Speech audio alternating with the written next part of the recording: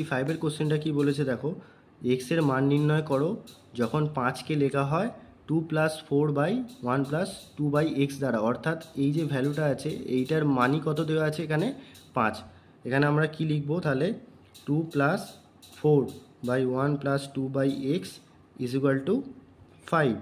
তাহলে এখান থেকে বা এখানে 2 + 4 এখানে হচ্ছে লসাগু করলে কত হবে, তলায় লসাগু হবে হচ্ছে আমার এক্স, আর এখানে কোনাকুনি গুণ এক্স প্লাস 2 সমান কত ছিল আমার 5।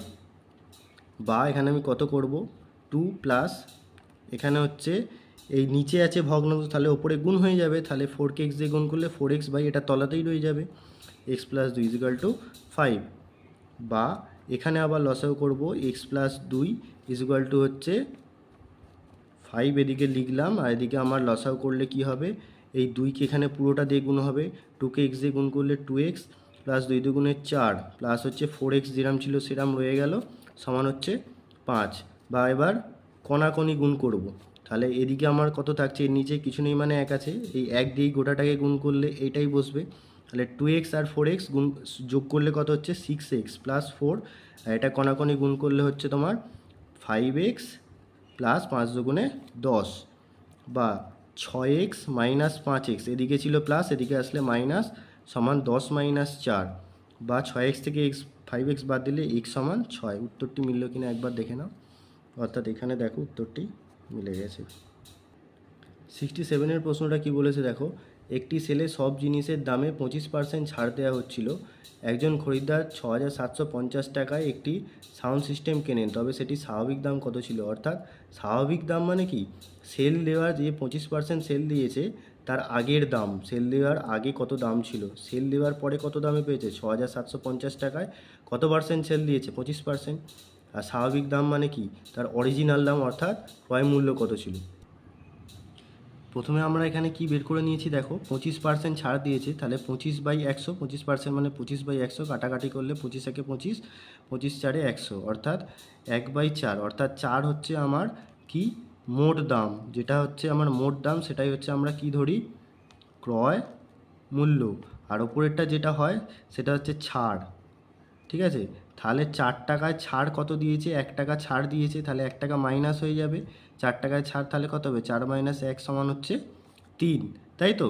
তাহলে অতএব এই যে 3 ইউনিটের ভ্যালু দেওয়া আছে সেটার মানে দেওয়া আছে 6000, এখানে দেখে নাও 3 ইউনিটের ভ্যালু কত দেওয়া আছে 6750, তাহলে 1 ইউনিটের ভ্যালু হবে 6750 ডিভাইডেড বাই 3, আর 4 ইউনিটের ভ্যালু হবে 6750 ডিভাইডেড বাই 3 গুণিত 4। 3 দিয়ে কাটাকাটি করবো, 3 দুগুণে 6, 3 দুগুণে 6, 1 15, 3 5 15 0, অর্থাৎ 4 দিয়ে 2000কে গুণ করলে 8000, আর 250কে 4 দিয়ে গুণ করলে 1000, তাই তো। তাহলে কত হচ্ছে 8000 আর 1-এ 9000, অর্থাৎ 9000 হচ্ছে আমার অ্যান্সার। দেখে নাও ম্যাচ করলো কিনা, এ দেখো 9000 হচ্ছে অ্যান্সার, ম্যাচ করে গেছে।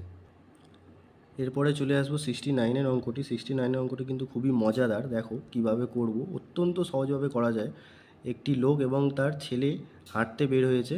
ছেলের গড় ধাপ তার পিতার গড় ধাপের 2/3, অর্থাৎ সেটা কত লিখব 2/3, তাই তো।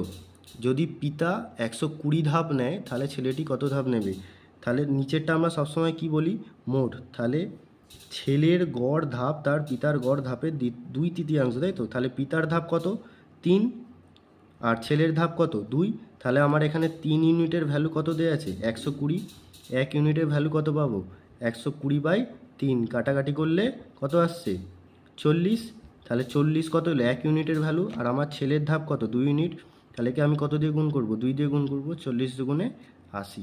দেখো উত্তরটি দেখো, দেখো 80, ম্যাচ করে গেল। 55 অঙ্কটি দেখো কি বলেছে, বার্ষিক 5% হারে 4800 টাকা 2 বছরের চক্রবৃদ্ধি সুদ কত হবে। তাহলে 4800 টাকাটা যেটা আমার ভ্যালু সেটা কার মূল, অর্থাৎ 100-র ভ্যালু, গুণিত 5% করে 2 বছর। 5% মানে আমরা কত জানি, 5% মানে হচ্ছে 5/100 সমান 1/20, অর্থাৎ এবছর যদি 20 হয় তাহলে সেটা বেড়ে 1 বাড়ছে, তাহলে কত হবে 20 + 1 সমান হচ্ছে 21, তাহলে আমার নিচে কত বেসে 20 ওপরে 21 গুণিত এটা প্রথম বছর গেল, আর একটা বছরও তাহলে তাই হবে 21 গুণিত 20, 0 0 কেটে দিলাম, 2 দুগুণে 4, 4 দিয়ে করলে 4 12 48, তাই তো? তাহলে এখানে 12 গুণিত 21 গুণিত 21, তাহলে 21 গুণিত 21 মানে হচ্ছে 21 স্কোয়ার, করলে হয় 4 4 1 গুণিত 12, করলে আমার কত আসবে?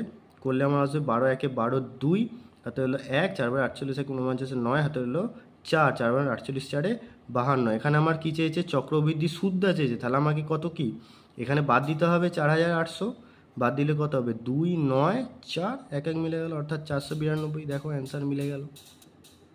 দেখো 71 দাগের অঙ্কটা আমাদের কি বলেছে?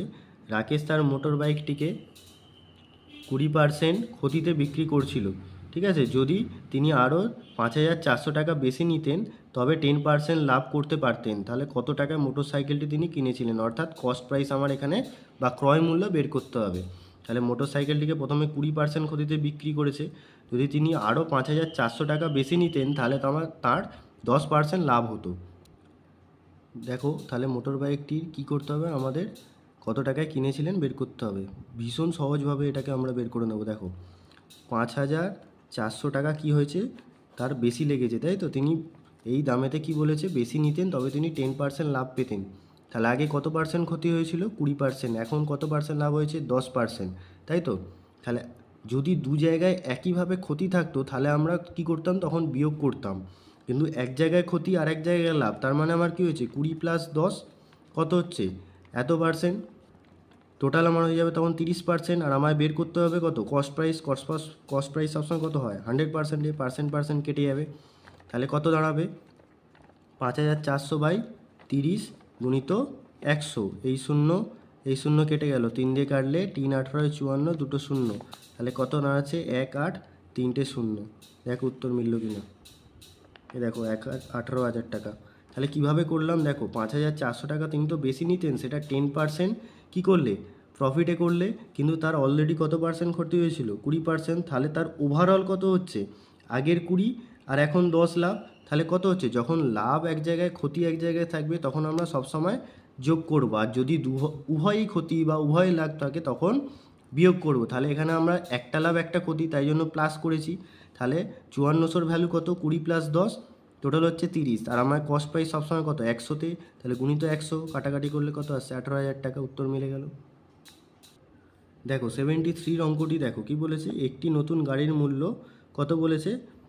4 লাখ টাকা। তাহলে প্রথম বছরে গাড়ির মূল্য 10% কমে গেছে, তাহলে দ্বিতীয় বছরের শুরুতে গাড়ির মূল্য কত হবে? এখন মূল্য কত? 4 লাখ টাকা। প্রথম বছরে কত পার্সেন্ট কমেছে? 10%। তাহলে 10% মানে কত? 10/100, একটা শূন্য কাটলো, 1/10। তাহলে মোট কত? 10, কমেছে কত? 1। এখন তাহলে দাম কত? 10 - 1 মানে হচ্ছে 9। তাহলে আমরা কিভাবে এবার করব? দেখো তাহলে গাড়িটির মূল্য কত ছিল? 4 লাখ টাকা, ঠিক আছে? তাহলে এই বছরে আমার কত হয়েছে?